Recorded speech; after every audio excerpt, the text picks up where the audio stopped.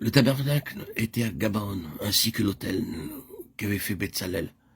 C'est là que Salomon et l'assemblée cherchaient l'Éternel, alors que l'arche était à Jérusalem. 2 Chroniques 1, 3 à 5. C'est à Gabaon que Dieu apparut en songe à Salomon, et que le roi lui demanda la sagesse et l'intelligence, afin qu'il sache se conduire à la tête de ce peuple. Dieu lui accorda, outre ce que Salomon lui avait demandé, des richesses, des biens, de la gloire, comme n'en a jamais eu aucun roi avant lui. 2 Chroniques 1, 7 à 12. C'est après cette apparition que le roi revint à Jérusalem, 2 Chroniques 1, 13, et qu'il se présenta devant l'arche de l'Alliance, et offrit des holocaustes et des sacrifices d'action de grâce, et fit un festin à tous ses serviteurs. 1 Roi 3, 15.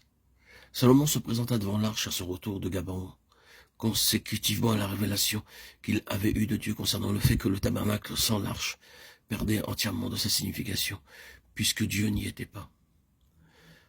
Qu'en était-il en ce qui nous concerne, nous le peuple de Dieu?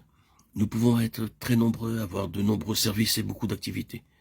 Mais si l'arche ne se tint pas au milieu de nous, ce sera la pauvreté et la stérilité. Dieu quitta Shilo parce qu'il n'était pas honoré parmi son peuple. Il n'était plus consulté, ce n'est plus lui qui conduisait. C'est pourquoi sa voix n'était plus entendue entre les chérubins. Est-il celui que nous consultons? Est-ce près de lui que nous nous enquérons?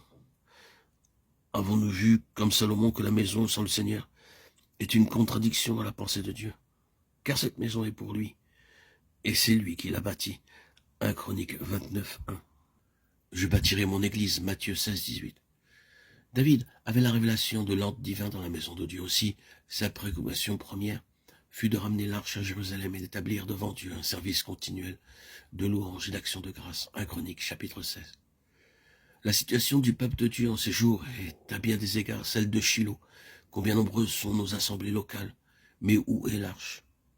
3 évidences qui caractérisent la présence du Seigneur au milieu de son peuple. L'adoration. La voix de Dieu est entendue.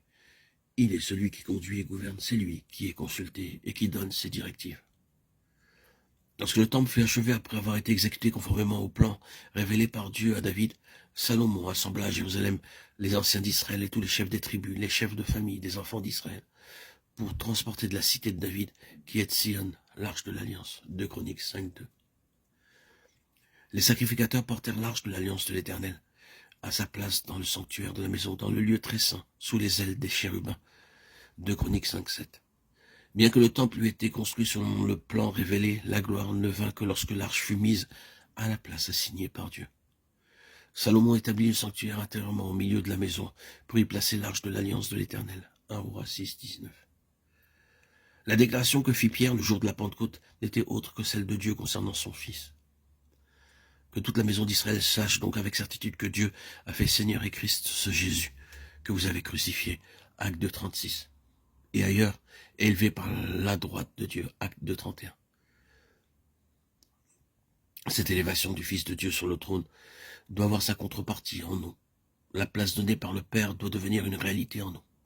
Christ doit avoir la prééminence. Ce qui est vrai dans le ciel doit avoir sa pleine expression dans son Église. Comme les sacrificateurs portèrent l'arche à la place désignée par Dieu, de même nous devons établir et introniser Christ. C'est ainsi que le Saint-Esprit accomplit en nous ce que Christ a accompli pour nous.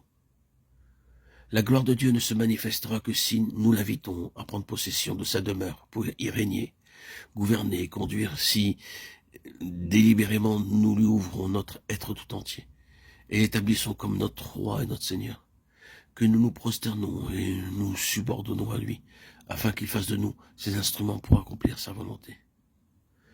Lui seul peut nous montrer comment édifier sa maison spirituelle, et alors que nous demeurons soumis et obéissants, il nous enseignera ainsi en premier lieu que nous avons à l'établir, ensuite le laisser gouverner.